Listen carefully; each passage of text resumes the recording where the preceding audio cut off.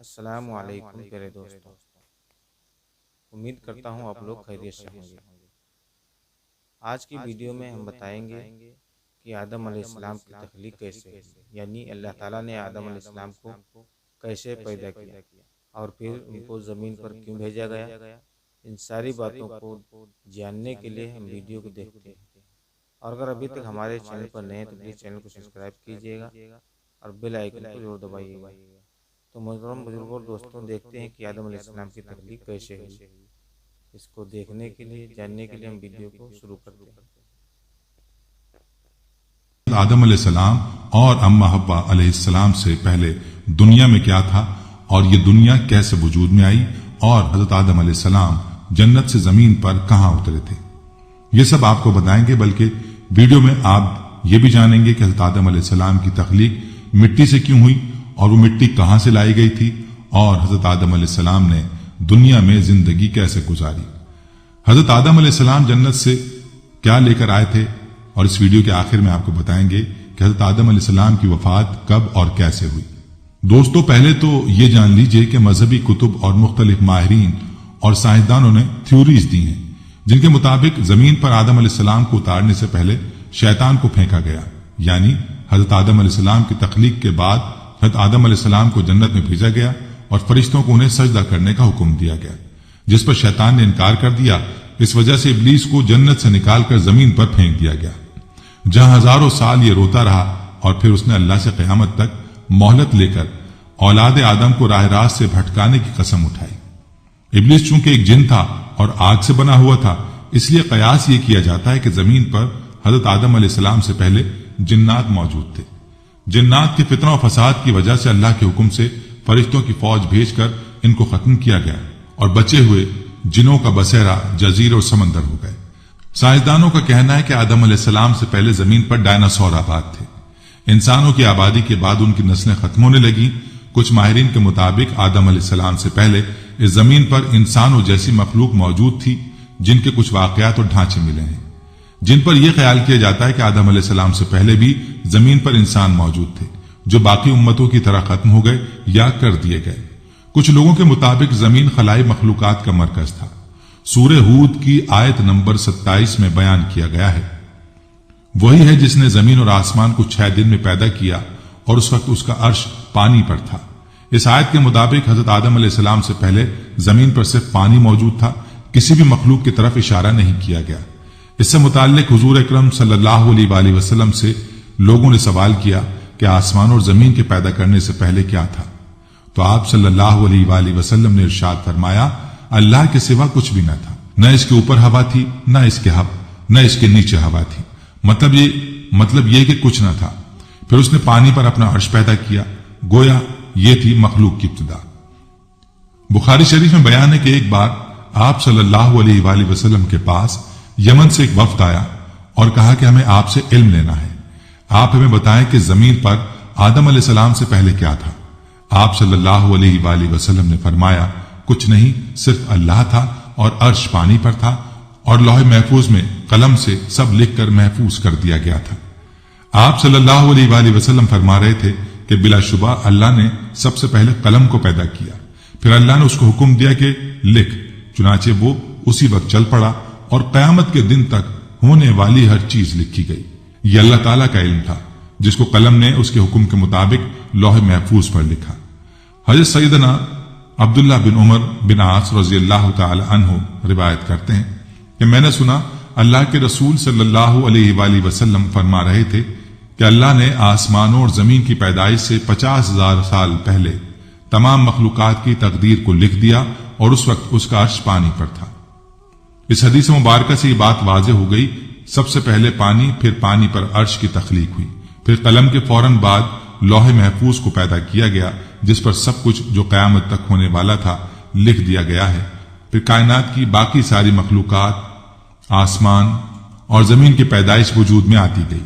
حضرت ابو ہریرہ رضی اللہ تعالیٰ عنہ سے روایت ہے کہ جب نبی کریم صلی اللہ علیہ وآلہ وسلم سے دنیا میں چیزوں کے وجود میں آنے کی ترتیب پوچھی گئی تو انہوں نے میرا ہاتھ تھاما اور کہا کہ اللہ نے جب یہ دنیا بنائی تو ان کی ترتیب کچھ یوں تھی، ہفتے والے دن مٹی پیدا کی، تو اتوار کو پہاڑ، پیر کو درخت، منگل کو تکالیف و بیماریاں مصائب، بدھ کو نور، جمعرات کو چوپائے اس زمین پر پھیلا دیے، اور جمعے کے مبارک دن عصر سے رات کے درمیان حضرت آدم علیہ السلام کو پیدا کیا تھا۔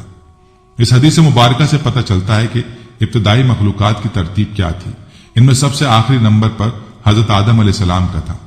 جب آدم علیہ السلام نسل انسانی میں سب سے پہلے اور تمام انسانوں کے باپ ہیں، جبکہ انسانوں سے پہلے فرشتے اور جن پیدا ہو چکے تھے۔ صاحب عقل مخلوقات میں سب سے پہلا نمبر فرشتوں کا، دوسرا نمبر دنوں کا، اور آخری نمبر انسانوں کا ہے۔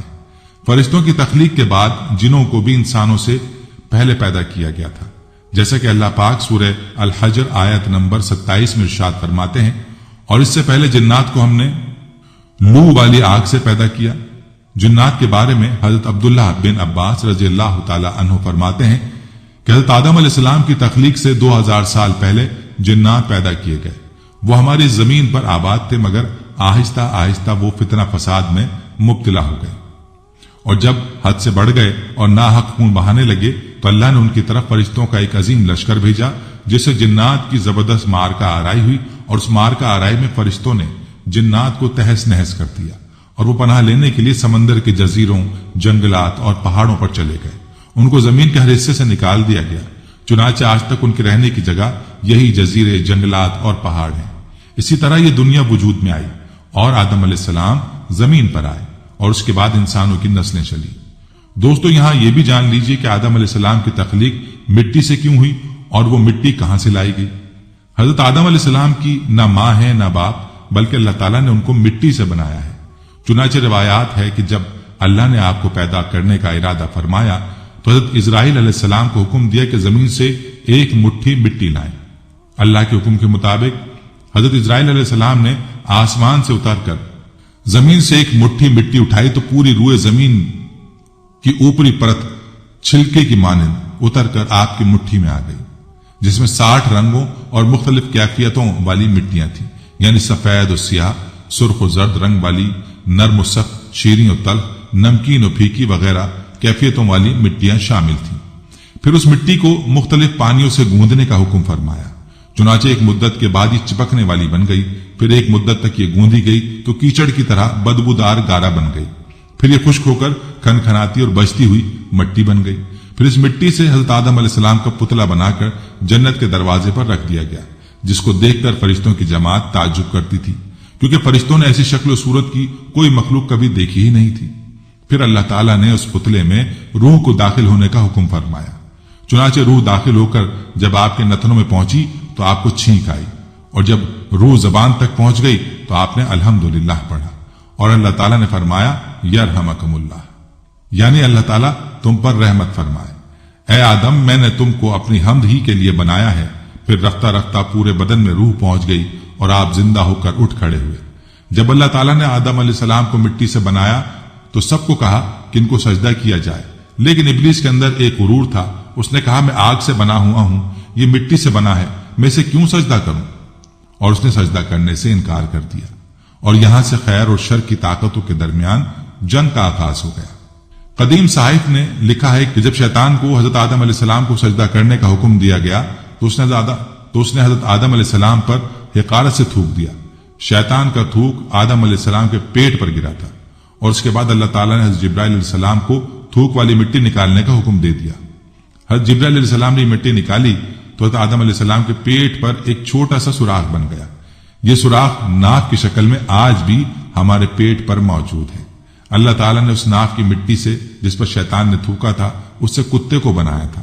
دوستو، کتے کی تخلیق کے متعلق دوسری روایات یہ بھی ملتی ہیں کہ جب حضرت آدم علیہ السلام اور حضرت اماں حوا علیہ السلام کو اللہ تبارک و تعالیٰ نے زمین پر بھیجا، شیطان نے زمینی درندوں کو برگلایا کہ وہ ان کو کھا جائیں۔ تب اللہ تبارک و تعالیٰ نے کتے کو پیدا کیا۔ اس نے حضرت آدم علیہ السلام اور حضرت اماں حوا علیہ السلام ان دونوں کی درندوں سے حفاظت فرمائی، یعنی کتے کی پیدائش آدم علیہ السلام کو زمین پر بھیجنے کے فوراً بعد اللہ تبارک و تعالیٰ نے فرمائی۔ بہرحال دوستو، ایک حدیث میں نقل کیا گیا ہے کہ آدم علیہ السلام کا پتلا جس مٹی سے بنایا گیا تھا، چونکہ وہ مختلف رنگوں اور مختلف کیفیتوں کی مٹیوں کا مجموعہ تھی، اس لیے آپ کی اولاد یعنی انسانوں میں مختلف رنگوں اور قسم قسم کے مزاجوں کے لوگ ہیں۔ حضرت موسیٰ اشعری رضی اللہ تعالیٰ عنہ سے روایت ہے کہ نبی کریم صلی اللہ علیہ وآلہ وسلم نے ارشاد فرمایا، اللہ تعالیٰ نے حضرت آدم علیہ السلام کو ایک مٹھی خاک سے پیدا فرمایا۔ یہ مٹی تمام روئے زمین سے حاصل کی گئی تھی۔ یہی وجہ ہے کہ حضرت آدم علیہ السلام کی نسل میں مختلف رنگ و زبان کے لوگ پائے جاتے ہیں۔ آدم علیہ السلام کی کنیت ابو محمد یا ابو البشر اور آپ کا لقب خلیفۃ اللہ ہے، اور آپ سب سے پہلے اللہ تعالیٰ کے نبی ہیں۔ آپ نے 960 برس کی عمر پائی اور بوقت وفات آپ کی اولاد کی تعداد 1,00,000 ہو چکی تھی، جنہوں نے طرح طرح کی صنعتوں اور عمارتوں سے زمین کو آباد کیا۔ جب آدم علیہ السلام کو اللہ تعالیٰ نے بہشت میں رہنے کا حکم دیا تو آپ جنت میں تنہائی کی وجہ سے کچھ ملول ہوئے، تو اللہ تعالیٰ نے آپ پر نیند کا غلبہ فرمایا اور آپ گہری نیند سو گئے، تو نیند ہی کی حالت میں آپ کی بائیں پسلی سے اللہ تعالیٰ نے حوا علیہ السلام کو پیدا فرمایا۔ جب آپ نیند سے بیدار ہوئے تو یہ دیکھ کر حیران رہ گئے کہ ایک نہایت ہی خوبصورت اور حسین و جمیل عورت آپ کے پاس بیٹھی ہوئی تھی۔ آپ نے ان سے فرمایا کہ تم کون ہو اور کس لیے یہاں آئی ہو؟ تو حوا علیہ السلام نے جواب دیا، میں آپ کی بیوی ہوں اور اللہ تعالیٰ نے مجھے اس لیے پیدا فرمایا تاکہ آپ کو مجھ سے انس اور سکون قلب حاصل ہو، اور مجھے آپ سے انسیت و تسکین ملے، اور ہم دونوں ایک دوسرے سے مل کر خوش رہیں اور پیار و محبت کے ساتھ زندگی گزاریں، اللہ تعالیٰ کی نعمتوں کا شکر ادا کرتے رہیں۔ قرآن مجید میں ایک مقام پر اللہ تعالیٰ نے حضرت حوا علیہ السلام کے بارے میں ارشاد فرمایا، اسی میں سے اس کا جوڑا بنایا اور ان دونوں سے بہت مرد اور عورت پھیلا دیے۔ ناظرین، یہاں یہ بھی جان لیجیے کہ آدم علیہ السلام جنت سے کہاں اترے تھے۔ اس بارے میں لکھا گیا کہ حضرت آدم علیہ السلام مکہ اور طائف کے درمیان میں موجود دجنہ نامی علاقے میں اترے تھے۔ بعض کا کہنا ہے کہ آدم علیہ السلام صفا پہاڑی پر اترے تھے۔ حکم الہی میں کوتاہی کی وجہ سے آدم علیہ السلام کی جنت سے نکلنے کا وقت آیا، تب آپ علیہ السلام نے حوا علیہ السلام کا ہاتھ تھام کر کہا، چلو اب غربت اور بے کسی کا وقت آن پہنچا ہے۔ اس وقت حضرت جبریل علیہ السلام نے آ کر کہا کہ تم دونوں الگ ہو جاؤ، کیونکہ یہی اللہ تعالیٰ کا حکم ہے کہ تم دونوں کو دنیا میں مختلف مقامات پر اترنا ہے۔ یہ سنتے ہی آدم علیہ السلام نے حضرت حوا علیہ السلام کا ہاتھ چھوڑ دیا۔ پھر آدم علیہ السلام کو سراندیپ، جو کہ سری لنکا میں ہے، اور حوا علیہ السلام کو جدہ کے قریب اتارا گیا، اور شیطان کو آدم علیہ السلام اور حضرت حوا علیہ السلام کے اتارنے سے پہلے ہی ایلا میں اتار دیا گیا تھا۔ اس وقت کے اعتبار سے جدہ اور سرندیپ کے درمیان تقریباً 2100 میل کا فاصلہ تھا۔ آدم علیہ السلام کی جنتی زبان عربی تھی، لیکن وہ ان کو بھلا دی گئی۔ اس کے عوض آپ کو سربیانی زبان عطا کی گئی۔ بعد ازاں جب آپ کی توبہ قبول کر لی گئی تو پھر عربی زبان عطا کر دی گئی۔ پھر جب آدم علیہ السلام حکم الہی پر حج کے لیے تشریف لے گئے تو آپ علیہ السلام کی ملاقات مزدلفہ کے مقام پر اما حوا سے ہوئی۔ اس وجہ سے مزدلفہ کے معنی قربت والی جگہ بنتا ہے۔ جدہ سعودی عرب کا سب سے بڑا شہر ہے۔ حضرت عبداللہ بن عمر رضی اللہ تعالیٰ عنہ فرماتے ہیں کہ اللہ تعالیٰ نے حضرت آدم علیہ السلام کو ہندوستان میں اتارا، پھر آپ علیہ السلام مکہ تشریف لے گئے، وہاں سے شام تشریف لے گئے اور وہیں ان کا انتقال ہوا۔ اسی طرح رسول اللہ صلی اللہ علیہ وآلہ وسلم نے ارشاد فرمایا، آدم علیہ السلام ہندوستان میں اترے۔ ابن اساکر نے ایک روایت نقل کی ہے، آدم علیہ السلام جب زمین پر بھیجے گئے تو انہیں ہندوستان میں اتارا گیا۔ تاریخی اعتبار سے دیکھا جائے تو ہندوستان کے علاقے سیلون کے جزیرے سراندیپ میں بوز نامی پہاڑی پر آدم علیہ السلام کے قدم کے نشان ملتے ہیں۔ بعد میں یہ پہاڑی سری لنکا کے حصے میں آ چکی ہے، جسے تاریخی روایت کے مطابق آدم علیہ السلام کے نقش پا سے منسوب کیا جاتا ہے۔ اسی مناسبت سے اس پہاڑ کو آدم کی چوٹی یا کوہ آدم کا نام دیا گیا ہے۔ اس پہاڑی کو سراندیپ بھی کہا جاتا ہے۔ کوہ آدم کی پہاڑی سری لنکا کی دوسری بڑی چوٹی ہے۔ ناظرین، یہاں آپ کو یہ بھی بتا دیں کہ آدم علیہ السلام جب زمین پر اتارے گئے تو آپ کا پہلا کھانا اور لباس کیا تھا؟ تو دوستو، روایت میں یوں بیان ہوا ہے کہ آدم علیہ السلام 100 سال یا 60 سال جنت میں رہے۔ اس عرصے میں دونوں پر جنت کے کسی بھی حصے میں جانے پر پابندی نہ تھی سوائے شجر ممنوعہ کے۔ شیطان اب ان دونوں کا کھلا دشمن تھا اور اپنی سزا کا بدلہ لینے کے لیے بے قرار بھی۔ اس کی شدید خواہش تھی کہ یہ اللہ کے حکم کی خلاف ورزی کریں۔ پھر شیطان نے ان دونوں کے دلوں میں وسوسہ ڈالا تاکہ ان کی شرمگاہیں جو ایک دوسرے سے پوشیدہ تھیں بے پردہ ہو جائیں۔ اس نے انہیں کہا کہ تمہارے رب نے تم دونوں کو اس درخت سے اس لیے منع فرمایا ہے کہ کہیں یہ پھل کھا کر تم دونوں فرشتے نہ ہو جاؤ یا کہیں ہمیشہ زندہ رہنے والوں میں نہ ہو جاؤ۔ شیطان کی ان باتوں نے حضرت حوا علیہ السلام کو سوچنے پر مجبور کر دیا، اور پھر شیطان کے مسلسل اور تواتر کے ساتھ سازشیں رنگ لائیں اور اس نے حضرت حوا علیہ السلام کو پھل کھانے پر راضی کر لیا۔ ایک دن حضرت حوا علیہ السلام نے حضرت آدم علیہ السلام سے کہا کہ ہم اس شجر ممنوعہ کا ذرا سا حصہ کھا کر تو دیکھیں۔ آخر وہ کیا راز ہے جو اللہ نے اسے کھانے سے منع فرمایا ہے؟ شروع میں تو آدم علیہ السلام اس کے لیے قطعی طور پر تیار نہ تھے، لیکن پھر حوا علیہ السلام کے اصرار پر راضی ہو گئے۔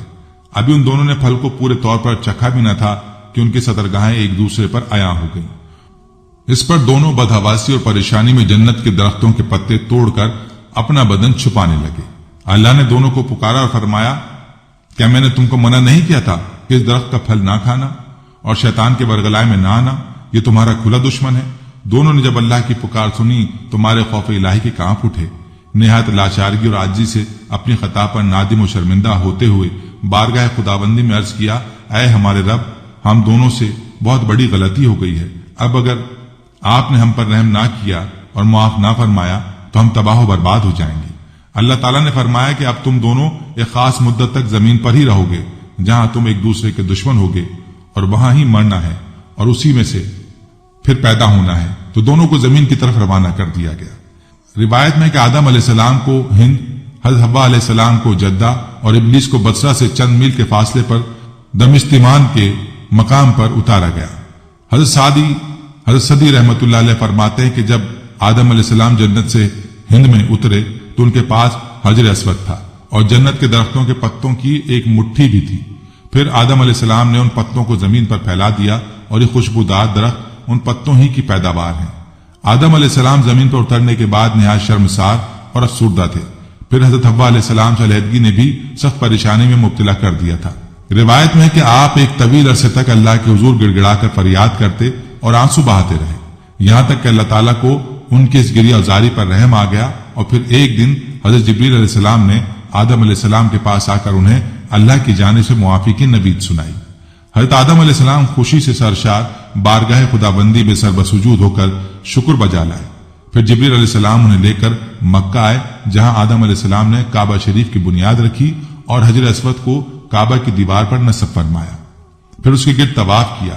طواف سے فارغ ہو کر حضرت جبریل علیہ السلام انہیں جبل عرفات پر لے گئے، جہاں حضرت حوا علیہ السلام تشریف فرما تھی، لیکن طویل عرصے کی جدائی اور حالات نے بہت سے جسمانی تغیرات پیدا کر دیے تھے، چنانچہ دونوں ایک دوسرے کو پہچان نہ پائے۔ حضرت جبریل علیہ السلام نے دونوں کا تعارف کروایا۔ حضرت عمر رضی اللہ تعالیٰ عنہ سے مروی ہے کہ نبی کریم صلی اللہ علیہ وآلہ وسلم نے فرمایا، جب آدم علیہ السلام سے لغزش ہو گئی تو انہوں نے اللہ تعالیٰ سے عرض کیا، اے میرے پروردگار، میں آپ سے محمد صلی اللہ علیہ وآلہ وسلم کے وسیلے سے سوال کرتا ہوں کہ آپ میری مغفرت فرما دیں۔ اللہ رب العزت نے فرمایا، تو نے محمد صلی اللہ علیہ وآلہ وسلم کو کیسے جان لیا جبکہ میں نے ان کو اب تک پیدا نہیں فرمایا؟ آدم علیہ السلام نے عرض کیا، اے پروردگار، جب آپ نے مجھے اپنے ہاتھوں سے پیدا فرمایا اور مجھ میں جان ڈالی، پھر میں نے اپنا سر اٹھایا تو عرش پر لکھا دیکھا، لا الہ الا اللہ محمد الرسول اللہ، تو میں نے جان لیا کہ جس ذات کا نام آپ نے اپنے نام کے ساتھ ملایا ہے اس سے بڑھ کر آپ کے نزدیک کوئی اور محبوب نہیں ہو سکتا۔ تو اللہ تعالیٰ نے فرمایا، اے آدم، تو نے سچ کہا، وہ میرے نزدیک سب سے محبوب ہیں، اور جب تو نے ان کے وسیلے سے مجھ سے مانگ لیا تو پس میں نے تیری بخشش کر دی، اور اگر محمد صلی اللہ علیہ وآلہ وسلم نہ ہوتے تو میں آپ کو بھی پیدا نہ فرماتا۔ دوستو، بات ہے اس بات کی طرف جو آج کی ویڈیو کا مقصد ہے کہ دنیا میں آدم علیہ السلام سے پہلے کون سے ایک پیغمبر کا تذکرہ ملتا ہے، تو جان لیجیے حضرت آدم علیہ السلام سے پہلے ایک پیغمبر کو اللہ نے جنات میں بھیجا تھا۔ دوستو، جن اللہ کی مخلوق ہیں جنہیں انسان کی پیدائش سے قبل پیدا کیا تھا۔ بعض محققین اور تاریخ دان لکھتے ہیں کہ جنات کو آدم علیہ السلام کی تخلیق سے بھی 2000 سال قبل تخلیق کیا گیا تھا۔ قرآن حکیم میں اس کا ذکر اس طرح آیا ہے کہ اور ہم نے انسان کو کھنکھناتے ہوئے گارے سے پیدا کیا ہے اور جنوں کو اس سے بھی پہلے دھوئیں اور آگ سے پیدا کیا۔ ایک اور جگہ ارشاد مبارک ہے، اس نے انسان کو بجنے والی مٹی سے پیدا کیا اور جنات کو آگ کے شعلے سے پیدا کیا۔ ابن کثیر ان آیات کی تفسیر میں لکھتے ہیں کہ سلسال خشک مٹی اور جس میں آواز ہو، فخار آگ میں پکی ہوئی مٹی کو ٹھیکری کہتے ہیں۔ مارج سے مراد پہلا جن ہے جسے ابو الجن کہا جاتا ہے، جیسے حضرت آدم علیہ السلام کو ابو الآدم کہا جاتا ہے۔ یہاں مراد جنوں کا باپ یا جن بطور جنس کے لیے، جیسا کہ ترجمہ جنس کے اعتبار سے ہی کیا گیا ہے۔ لغت میں مارج آگ سے بلند ہونے والے شعلے کو کہتے ہیں۔ نار سے مراد خاص نوعیت کی آگ ہے، نہ کہ وہ آگ جو لکڑی یا کوئلے جلانے سے پیدا ہوتی ہے۔ اور مارج کے معنی خالص شعلہ جس میں دھواں نہ ہو۔ جس طرح پہلا انسان مٹی سے بنایا گیا، پھر تخلیق کے مختلف مدارج سے گزرتے ہوئے اس کے جسد خاکی نے گوشت پوشت کے زندہ بشر کی شکل اختیار کی اور آگے اس کی نسل نطفے سے چلی، اسی طرح پہلا جن خالص آگ کے شعلے یا آگ کی لپٹ سے پیدا کیا گیا اور اس میں اس کی ذریت سے جنوں کی نسل پیدا ہوئی۔ ان کا وجود بھی اصلاً ایک آتشی وجود ہی ہے، لیکن جس طرح ہم محض ایک تودہ خاک نہیں ہیں، اسی طرح وہ بھی محض شعلہ آتشی نہیں ہے۔ ایک روایت میں آتا ہے کہ جنوں کو جمعرات کو تخلیق کیا گیا تھا۔ جنوں کو اللہ تعالیٰ نے اپنی عبادت کے لیے پیدا کیا تھا، جس کی تصدیق قرآن مجید نے ان الفاظ میں کی ہے، اور میں نے جنوں اور انسانوں کو اس لیے پیدا کیا کہ وہ میری عبادت کریں۔ اس آیت مبارکہ سے ثابت ہو رہا ہے کہ انسان ایک مخلوق ہے جسے اللہ نے عبادت کے لیے پیدا کیا ہے۔ حضرت آدم علیہ السلام کی خلقت سے پہلے جنات کے درمیان پیغمبر مبعوث ہوئے ہیں، کیونکہ اللہ پاک قرآن مجید میں خلقت کے مقصد کو جن و انس کی عبادت اور ان کو کمال تک پہنچانا بیان کرتا ہے اور فرماتا ہے کہ میں نے جن و انس کو عبادت کے لیے خلق کیا ہے۔ روایات میں آتا ہے کہ ایک شامی مرد نے حضرت علی رضی اللہ عنہ سے پوچھا، کیا خدا نے جنات کی جانب کسی پیغمبر کو بھیجا ہے؟ علی رضی اللہ عنہ نے فرمایا، ہاں، ایک پیغمبر جس کا نام یوسف تھا، ان کی ہدایت کے لیے بھیجا گیا تھا، انہوں نے اسے شہید کر دیا۔ یہ روایت بھی دلیل ہے کہ جنات میں انہی کے نو سے پیغمبر ہوتے تھے۔ اس بنا پر جو کچھ ہم نے بیان کیا ہے اس سے واضح ہوا کہ جن بھی مکلف ہیں اور فرائض رکھتے ہیں اور انسان کی خلقت سے پہلے ان کی ہدایت کے لیے پیغمبر مبعوث ہوئے ہیں، لیکن اس کی کیفیت ہمارے لیے واضح نہیں۔ دوستو، معراج کے سفر میں نبی کریم صلی اللہ علیہ وآلہ وسلم جب پہلے آسمان پر پہنچے تو وہاں آپ صلی اللہ علیہ وآلہ وسلم نے حضرت آدم علیہ السلام کو دیکھا، جن کے دائیں جانب بھی لوگوں کی جماعتیں تھیں اور بائیں جانب بھی۔ آپ صلی اللہ علیہ وآلہ وسلم نے دیکھا کہ آدم علیہ السلام جب دائیں جانب دیکھتے ہیں تو ہنستے ہیں اور بائیں جانب دیکھتے ہیں تو روتے ہیں۔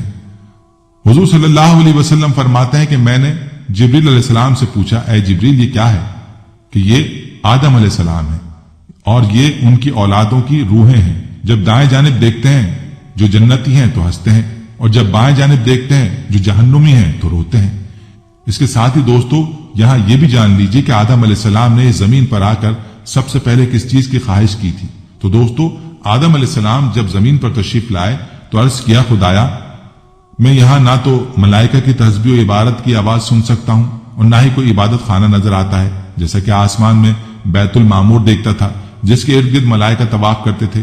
اس پر اللہ پاک کا حکم آیا کہ جاؤ، جہاں پر ہم نشان بنائیں وہاں پر کعبۃ اللہ بنا دو اور اس کے ارد گرد بھی طواف کر لو، اس طرح اس کی طرف نماز بھی ادا کر لو۔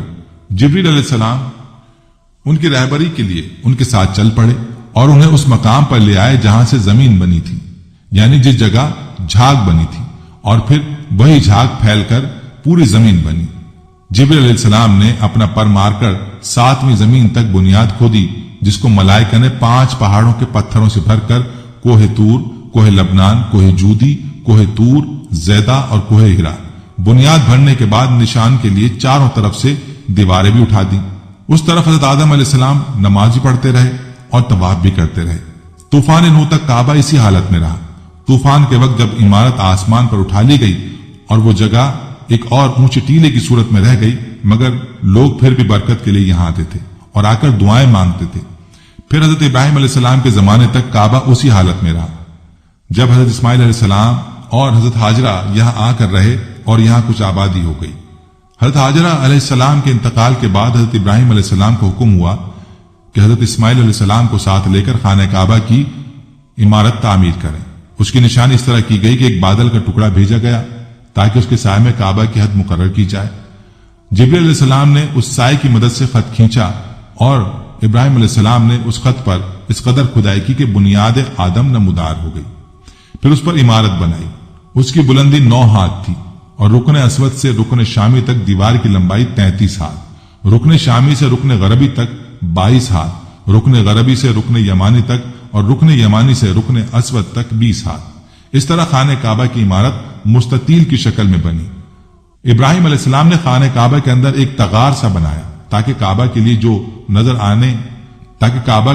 آنے اور تحفے آئیں وہ اس میں رکھے جا سکیں۔ اس کے 2 دروازے تھے، ایک داخل ہونے کے لیے اور ایک نکلنے کے لیے۔ کعبہ بنانے والے ابراہیم علیہ السلام تھے اور ان کو گارا اور پتھر اٹھا کر دینے والے اسماعیل علیہ السلام۔ اس دفعہ اس کی تعمیر کے لیے 3 پہاڑوں سے پتھر لائے گئے۔ بعد میں اس عمارت میں کچھ تبدیلیاں بھی کی گئیں، اس کی اونچائی مزید بڑھائی گئی، دروازہ بھی 2 کے بجائے 1 کیا گیا۔ دوستو، یہاں آپ کو بتا دیں کہ آدم علیہ السلام اللہ تعالیٰ کے برگزیدہ نبی تھے۔ جب اللہ تعالیٰ نے انہیں پیدا کرنا چاہا تو فرشتوں اور ابلیس سے کہا، میں کھنکھناتے ہوئے سیاہ اور سڑے ہوئے گارے سے ایک انسان بنانے والا ہوں۔ جب میں اسے ٹھیک طرح سے بنا کر مناسب شکل دے دوں اور اس میں اپنی روح پھونک دوں تو تم سب اس کے آگے سجدے میں گر پڑنا۔ الغرض اللہ تعالیٰ نے پوری زمین سے ایک مٹھی مٹی لی۔ یہی وجہ ہے کہ آدم علیہ السلام کی اولاد میں کوئی گورا ہے، کوئی کالا ہے، کوئی سانولا ہے، کوئی نرم ہے، کوئی سخت ہے، کوئی ناپاک ہے، کوئی پاک ہے۔ پھر اللہ تعالیٰ نے اس مٹی کے خلاصے سے گارا تیار کیا۔ جب گارا سیاہ اور بدبودار ہو گیا، اس سے کھن کھن کی آواز آنے لگی تو اللہ تعالیٰ نے اپنے دونوں ہاتھوں سے آدم علیہ السلام کا پتلا بنایا۔ پھر اللہ نے پتلے کو کچھ عرصے کے لیے ویسے ہی چھوڑ دیا۔ جب ابلیس نے اسے دیکھا، اس کے گرد چکر لگانے لگا اور اس کو بغور دیکھتا رہا۔ اس نے دیکھا کہ پتہ چلا اندر سے خالی ہے، تو وہ سمجھ گیا کہ آدم اپنے اوپر قابو نہ رکھ سکیں گے۔ پھر اللہ تعالیٰ نے جمعے کے دن عصر کے بعد اس پتلے کو زندہ انسان بن جانے کا حکم دیا۔ حکم سنتے ہی وہ پتلا زندہ انسان بن گیا۔ جب اللہ تعالیٰ نے آدم علیہ السلام کو پیدا کیا اور ان کے جسم میں روح پھونکی تو انہیں چھینک آئی۔ انہوں نے اللہ کے حکم سے الحمدللہ کہا۔ اللہ تعالیٰ نے فرمایا، یرحمک اللہ، اللہ تم پر رحم کرے۔ پھر اللہ تعالیٰ نے ان سے فرمایا، جاؤ ان فرشتوں کو سلام کرو اور سنو وہ کیا کہتے ہیں، اور جو کچھ وہ کہیں وہی تمہارا اور تمہاری ذریت کا سلام ہوگا۔ آدم علیہ السلام ان کے پاس گئے اور ان سے کہا، السلام علیکم۔ فرشتوں نے جواب دیا، وعلیکم السلام رحمت اللہ وبرکاتہ۔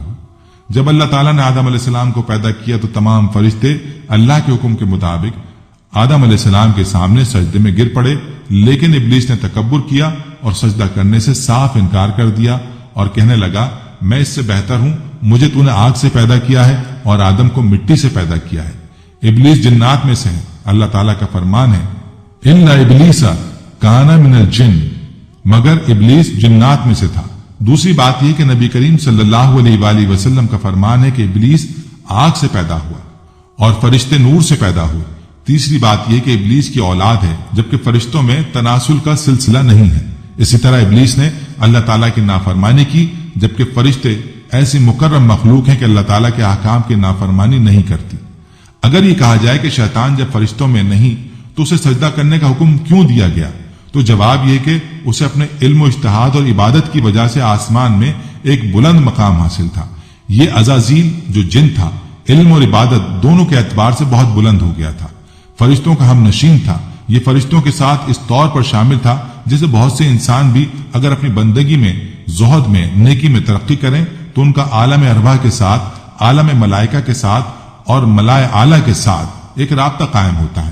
اسی طرح عزازیل بھی جن ہونے کے باوجود اپنی نیکی، عبادت، پارسائی اور اپنے علم میں فرشتوں سے بہت آگے تھا، اس لیے معلم الملکوت کی حیثیت اختیار کر چکا تھا اور اسے اپنی اس حیثیت کا بڑا زوم تھا۔ ابلیس کا اصل نام عزازیل تھا۔ ابلیس اب اس کا صفاتی نام ہے، اس لیے یبلس کے معنی ہوتے ہیں مایوس ہو جانا۔ یہ اللہ کی رحمت سے بالکل مایوس ہے، اور جو اللہ کی رحمت سے مایوس ہو جائے وہ شیطان ہو جاتا ہے۔ وہ سوچتا ہے کہ اب میرا تو چھٹکارا نہیں ہے، میری تو عاقبت خراب ہو چکی ہے، لہٰذا میں اپنے ساتھ اور جتنوں کو برباد کر سکتا ہوں کر لوں۔ آدم علیہ السلام جمعے کے دن جنت میں داخل ہوئے۔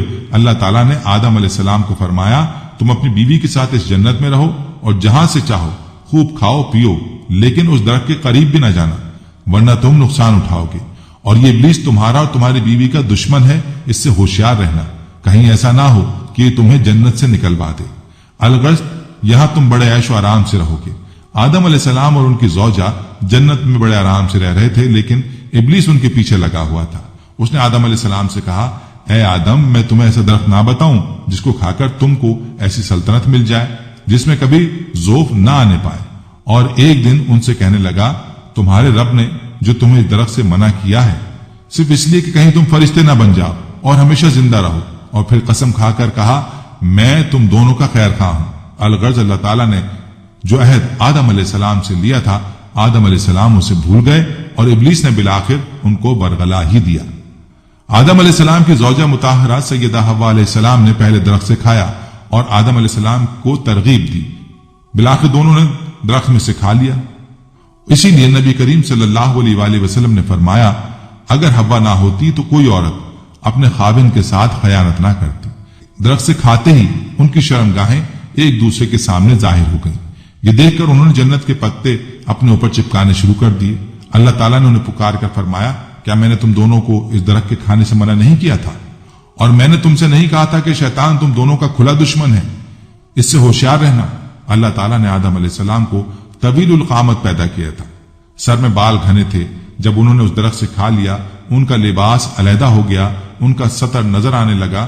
وہ بھاگے تو ایک درخت نے ان کے بال پکڑ لیے، وہ اس سے جھگڑنے لگے۔ اللہ تعالیٰ نے فرمایا، اے آدم، مجھ سے بھاگتے ہو؟ آدم علیہ السلام نے عرض کیا، تجھ سے شرم آتی ہے؟ اس نافرمانی کی وجہ سے اللہ تعالیٰ نے فرمایا، تم یہاں سے اتر کر نیچے چلے جاؤ، اب تمہیں کچھ عرصے کے لیے زمین پر رہنا ہے اور وہیں فائدہ اٹھانا ہے۔ پھر اللہ تعالیٰ نے جمعے ہی کے دن انہیں زمین پر اترنے کا حکم دیا اور اسی دن وہ زمین پر اتار دیے گئے۔ اللہ تعالیٰ نے اس درخت کا تعین نہیں کیا جس سے آدم علیہ السلام کو منع کیا گیا تھا، اور تعین میں ہمارے لیے کوئی فائدہ نہیں ہے۔ اگر ہوتا تو اللہ تعالیٰ ہمارے لیے ضرور بیان فرما دیتا۔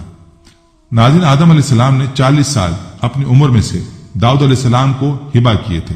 بہرحال اللہ تعالیٰ نے آدم علیہ السلام کی عمر 1000 سال کر دی اور داؤد علیہ السلام کی عمر 100 سال کر دی۔ حابیل نے ان کا نام شیس علیہ السلام رکھا تھا اور اپنی وفات سے پہلے حضرت شیس علیہ السلام کو وصیت کی۔ جب فرشتوں نے حضرت آدم علیہ السلام کی روح قبض کر لی تو فرشتے اپنے ساتھ خوشبو اور کفن لے کر آئے تھے۔ پھر فرشتوں نے غسل دیا، کفن پہنایا اور نماز جنازہ پڑھی، قبر کھودی اور لحد میں بھی دفن کیا۔ پھر کہا، اے بنی آدم، یہ تقویم و تدفین وغیرہ کا طریقہ۔ آدم علیہ السلام کا انتقال جمعے کے روز ہوا، دفن کی جگہ نامعلوم ہے۔ آدم علیہ السلام کے انتقال کے بعد سیدہ حوا علیہ السلام کا انتقال ہو گیا۔ آدم علیہ السلام کا قد 60 ہاتھ تھا۔ ابو ہریرہ رضی اللہ عنہ سے روایت ہے کہ نبی کریم صلی اللہ علیہ وآلہ وسلم نے فرمایا، موسیٰ علیہ السلام نے آدم علیہ السلام سے بحث کی کہ آپ نے لوگوں کو اپنی غلطی گناہ کے سبب سے جنت سے نکلوایا اور انہیں بدبخت بنایا۔ آدم علیہ السلام نے فرمایا، اے موسیٰ علیہ السلام، اللہ تعالیٰ نے آپ کو رسالت اور کلام کرنے کے لیے چنا اور آپ مجھ سے ایک ایسے معاملے میں ملامت کر رہے ہیں جو اللہ تعالیٰ نے میری تخلیق سے قبل لکھ دیا تھا۔ رسول اللہ صلی اللہ علیہ وآلہ وسلم نے فرمایا، آدم علیہ السلام دلیل کے ذریعے موسیٰ علیہ السلام پر غالب آ گئے۔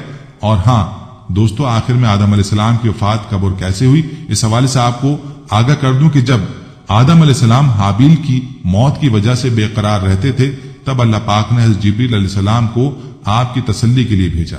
آپ علیہ السلام نے آدم علیہ السلام کو بحکم خداوندی بتایا، اللہ ان کو ایک اور فرزند عنایت کرے گا جس کی نسل سے پیغمبر پیدا ہوں گے۔ حضرت شیس علیہ السلام چنانچہ حابیل کے مرنے کے 5 سال بعد آدم علیہ السلام کے ہاں فرزند پیدا ہوا جس کا نام شیس رکھا گیا۔ اس کا مطلب اللہ کا دیا ہوا تحفہ۔ یہ نام رکھنے کی وجہ یہ ہے کہ حابیل کے مرنے کے 5 سال بعد اللہ پاک نے ان کو شیس عطا فرمایا۔ جب آدم علیہ السلام کی وفات کا وقت قریب آیا تو انہوں نے اپنے بیٹوں سے فرمایا کہ بیٹو، میرا جنت کے پھل کھانے کا جی چاہ رہا ہے۔ وہ تلاش کے لیے نکل گئے تو انہیں سامنے سے فرشتے آتے ہوئے ملے جن کے پاس آدم علیہ السلام کا کفن اور خوشبو تھی اور ان کے پاس کلہاڑے اور ٹوکریاں بھی تھیں۔ انہوں نے کہا، آدم کے بیٹو، تمہیں کس چیز کی تلاش ہے؟ انہوں نے کہا کہ ہمارے والد بیمار ہیں اور جنت کے میوے کھانے کی خواہش رکھتے ہیں۔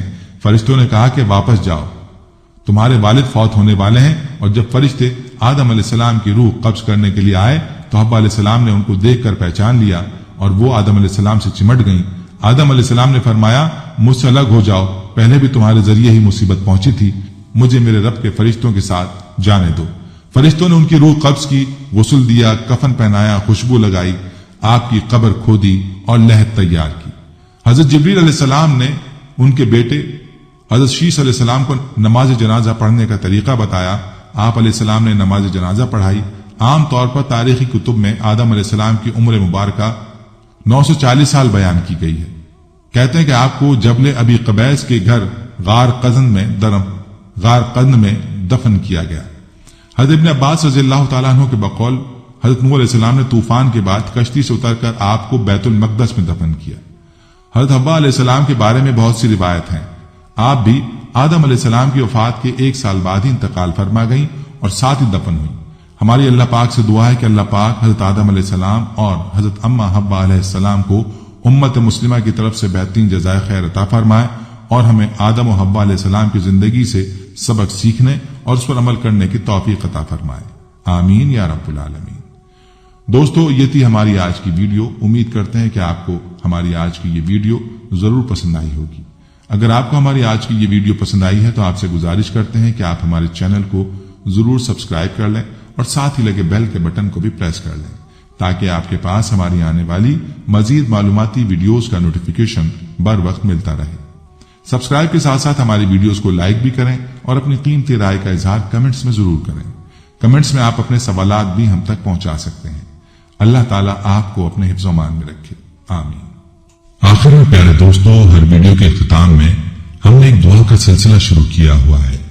جو بھی اس دعا میں شامل ہوگا میرا دعویٰ ہے کہ اللہ پاک اس کے تمام جائز حاجات کو پورا کریں گے. اپنی دعا کا آغاز درود ابراہیمی سے کرتے ہیں. آپ سب دوست اور بہنیں پہلے میرے ساتھ مل کر درود پاک پڑھ لیں اور کمنٹس میں آمین لازمی لکھیے گا.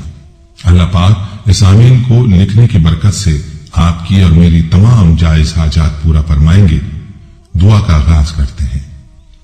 بسم اللہ الرحمن الرحیم. اللہم صلی علی محمد وعلی آل محمد کما صلیت علی ابراہیم وعلی آل ابراہیم انک حمید مجید. اللہم بارک علی محمد وعلی آل محمد کما بارکت علی ابراہیم وعلی آل ابراہیم انک حمید مجید. تمام حمد و ثنا رب ذوالجلال کے لیے ہیں، جس کی رحمت سے نا امیدی نہیں، جس کی نعمتوں سے دامن خالی نہیں، جس کی مغفرت سے مایوسی نہیں اور جس کی رحمتوں کا فیضان کبھی رکتا نہیں. اے اللہ تو پاک ہے، تیرا شکر ادا کرتے ہیں اس اقرار کے ساتھ کہ تیرے سوا کوئی معبود نہیں، تو سب سے بڑا ہے، تیرا کوئی شریک نہیں اور نہ ہی کوئی ہمسر ہے. زمین و آسمان پر جتنے بھی مخلوقات ہیں تو سب کا مالک ہے اور تو سب کو پالنے والا ہے. اے اللہ پاک، بلا شبہ تو ہم سے محبت کرتا ہے. یہی وجہ ہے کہ تم نے ہمیں ایمان کی دولت سے نوازا اور ہمیں اپنے محبوب صلی اللہ علیہ وآلہ وسلم کے صدقے ہماری زندگیوں کو پرسکون اور ہمیں اپنے محبوب صلی اللہ علیہ وآلہ وسلم کا امتی بنایا. یا اللہ، اپنے پیارے حبیب صلی اللہ علیہ وآلہ وسلم کے صدقے ہماری زندگیوں کو پرسکون اور آسان بنا دے. یا الہی، ہم سب کے گناہ معاف فرما دے، ہم سب کو عابد اور سحر انگیز بنا دے، ہم پر راز شوق آشکار کر دے، ہمیں غلامی مصطفیٰ صلی اللہ علیہ وآلہ وسلم سے سرفراز فرما دے. ہمارے دلوں کی ویران بستی کو اپنی رحمت سے آباد کر دے اور ہمیں اس راستے پر ہمیشہ قائم رکھ جو نبی پاک صلی اللہ علیہ وآلہ وسلم نے بتلایا ہے. یا اللہ، ہم سب کو سچے دل سے توبہ کرنے کی توفیق عطا فرما دے. اے رب رحیم، ہم گناہوں کے دلدل میں ڈوب گئے ہیں، ہم بدکاریوں کی مستی میں گر پڑے ہیں، ہم مایوسی کے اندھیروں میں بھٹک رہے ہیں. یا الہی، یا میرے مالک، ہم مایوسی کے اندھیروں میں بھٹک رہے ہیں، رحمت الہی سے خود ہی روٹ گئے ہیں. اے اللہ، ہم ندامت کے آنسوؤں سے ناآشنا ہیں، ہم ایک سچی توبہ کے طلبگار ہیں.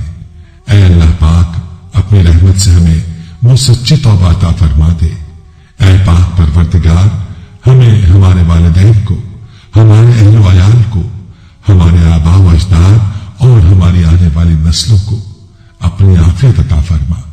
ہم سب کو بے حساب رزق عطا فرما. ہم سب کو حاسدوں کے حسد سے بچا.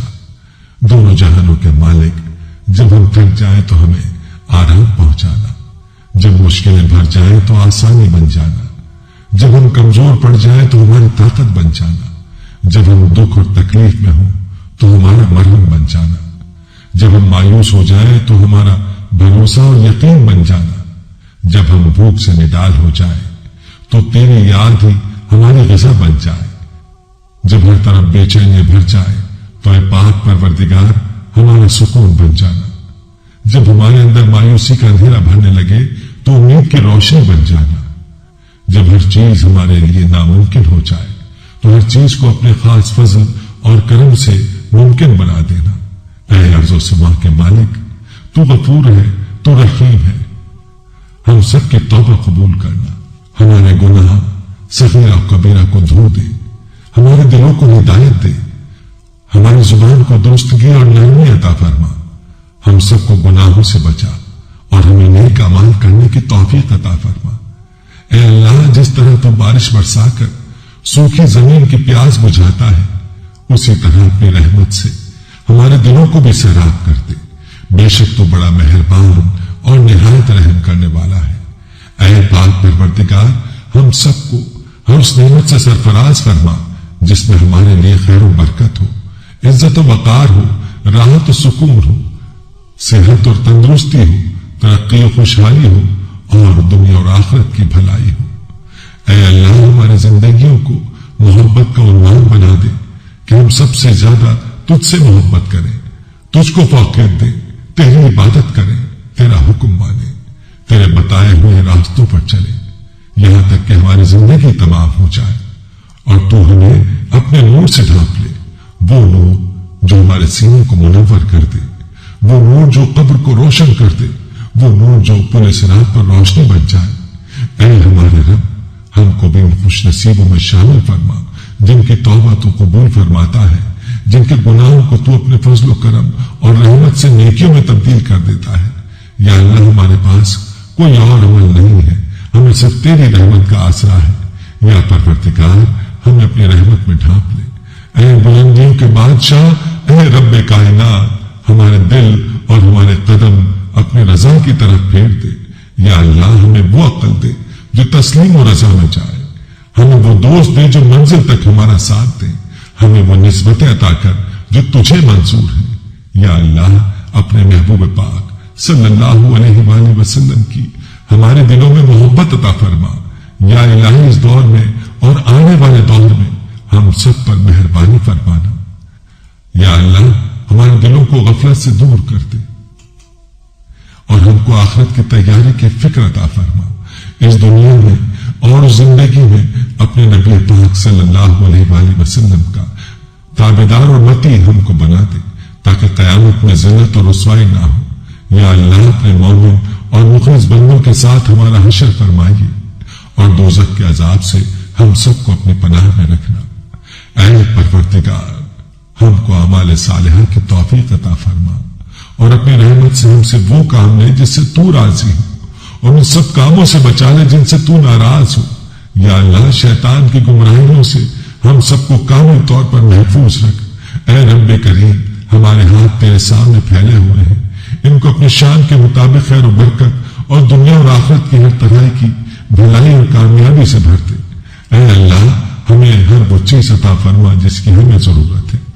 اللہ پاک، ہمیں اپنے سوا کسی کا محتاج نہ فرمانا۔ اے بہت بڑی شان والے، ہمیں باعزت اور بہترین صحت کے ساتھ عمر طویل عطا فرمانا اور ہمیشہ اپنے حفظ و امان میں رکھنا۔ یا اللہ، خاوند اور بیوی کو ایک دوسرے کے حقوق ادا کرنے کی توفیق عطا فرما، اولاد کو والدین کا فرما بردار بنا دے، بھائی سے بھائی ناراض ہیں ان کی آپس کی نفرتیں ختم کر دے۔ اے مالک، جو بچے بگڑے ہوئے ہیں ان کو راہ راست پر چلنے کی توفیق عطا فرما۔ اے اللہ، ہم نے جن لوگوں کے حقوق دینے ہیں یا ہم نے جن کی غیبت یا چغلی کی ہے انہیں اپنی بارگاہ میں سے اتنا دے اور ایسی جزا و ثواب سے نواز دے کہ روز قیامت انہیں ہم سے بدلہ لینے کی طرف توجہ ہی نہ ہو۔ اے پاک پروردگار، ہمارے والدین کو سلامت رکھ، صحت و تندرستی کے ساتھ تمام زوجین میں محبت بنائے رکھ اور جن کے درمیان ناراضگی ہے اسے دور کر دے۔ یا الہی، جو بے اولاد ہیں، اولاد کی نعمت کے لیے تڑپتے ہیں، انہیں نیک اور صالح اولاد عطا فرما دے۔ جن کی شادی نہیں ہوئی ہے، جو بیٹے اور بیٹیاں رشتوں کی آس لگائے بیٹھے ہیں، اپنے غیب کے خزانوں سے ایسے وسیلے اور راستے بنا کہ ان سب کو نیک شریک حیات ملے۔ یا اللہ، جو مسلمان پریشان حال ہیں، مصیبت میں ہیں، اپنی لامحدود رحمت و مہربانی سے ان کی تمام پریشانی، مشکل، مصیبت اور تنگی کو دور فرما دے۔ اے ارض و سما کے مالک، ہماری ٹوٹی پھوٹی دعاؤں کو نہ دیکھ، ہمارا تجھ پہ جو یقین کامل ہے اس کو دیکھ اور آج ہماری تمام دعاؤں کو، حاجتوں کو پورا کر دے۔ ہمیں ایسی معافی دے دے جس کے بعد گناہ سے نفرت ہو جائے، ہمیں ایسی ہدایت فرما جس کے بعد گمراہی نہ ہو، ہمیں ایسی کامیابی عطا فرما جس کے بعد ناکامی نہ ہو، ہمیں ایسی عزت دے جس کے بعد کوئی ذلت نہ ہو، ہمیں ایسی خوشی عطا فرما جس کے بعد تکبر نہ ہو، ہمیں ایسی رضا دے جس کے بعد تیری ناراضگی نہ ہو، ایسی رحمت عطا فرما جس کے بعد عذاب نہ ہو، ایسی اولاد سے نواز دے جو نیک اور باعث عزت ہو، ایسا رزق عطا فرما جو حلال اور برکت ہو، اور ایسی موت عطا فرما جو باعث مغفرت ہو۔ اے اللہ ہماری مغفرت فرما دے، ہمارے ماں باپ کی مغفرت فرما دے۔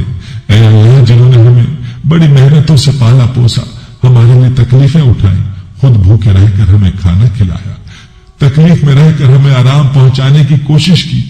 اے اللہ ہماری روزی کے حصول کے لیے جد و جہد اور کوشش کرتے رہے۔ اے اللہ ہماری تربیت کے لیے جو کچھ ان سے ہو سکا، اے اللہ انہوں نے ہمارے لیے کیا۔ اے اللہ ہماری طرف سے ہمارے والدین کو جزائے خیر عطا فرما۔ اے اللہ جن اساتذہ کے ذریعے سے تیرا کلام پاک ہم تک پہنچا ہے، اے اللہ تیرے دین کا علم ہم تک پہنچا ہے، اے اللہ ان تمام لوگوں کی قبروں کو نور سے بھر دے۔ اے اللہ ان کی مغفرت فرما، ان کے درجات کو بلند فرما۔ اے اللہ عذاب قبر سے ان کی حفاظت فرما۔ اے اللہ اپنے محبوب اور مقبول بندوں میں شامل فرما۔ اے اللہ ہماری طرف سے انہیں بہترین جزا عطا فرما، ان کی نیکیوں کو قبول فرما، ان کی خطاؤں سے درگزر فرما، ان کی سیئات کو حسنات سے مبدل فرما۔ اے اللہ تجھے تیرے نبی کا واسطہ جنہوں نے ہمارے لیے بڑی قربانیاں دی، ہمارے لیے بہت تڑپے، ہمارے لیے تجھ سے بہت کچھ مانگا۔ اے اللہ قیامت تک آنے والی انسانیت کو قرآن کی دولت عطا کی، علم کی دولت سے سرفراز فرمایا، ساری انسانیت کی صحیح رہبری کے لیے ساری زندگی کے اصول اور نظام کو ترتیب دیا۔ اے اللہ اپنے محبوب کی قربانیوں کو قبول فرما اور اپنی امت کی طرف سے، اے اللہ اپنے بندوں کی طرف سے اپنے نبی کو بہترین جزائے خیر عطا فرما۔ آمین یا رب العالمین۔